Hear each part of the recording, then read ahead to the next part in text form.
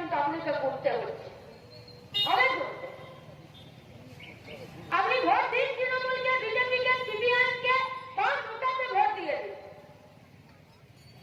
মমতা ব্যানার্জি যদি সবুজ সাথীতে সাইকেল দিয়েছে, তন্ময়দা বলছিলেন বক্রন্ত সরকার দেয়নি কি?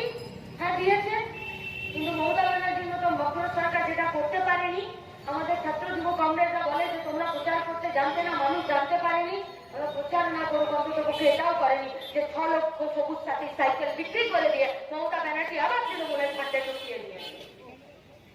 আপনি তৃণমূলকে ভোট দিন, বিজেপিকে ভোট দিন, সিপিআইকে ভোট দিন, না দিন, এই উপনির্বাচনে ভোট দিতে না যান, নোটাতে ভোট দিয়ে দিন। আপনি অস্বীকার করতে পারবেন? কন্যাশ্রী প্রকল্পে 25,000 টাকা করে উত্তরবঙ্গের একটা স্কুলের একটা ক্লাসের 163টা বাচ্চার মেয়ের টাকা তৃণমূল আত্মসাৎ করে নিয়েছে। কার পয়সা ছিল? মমতা ব্যানার্জির পৈতৃক সম্পত্তি। হরিশ চ্যাটার্জি লেনের 35টা প্লট যে ভাই ভাই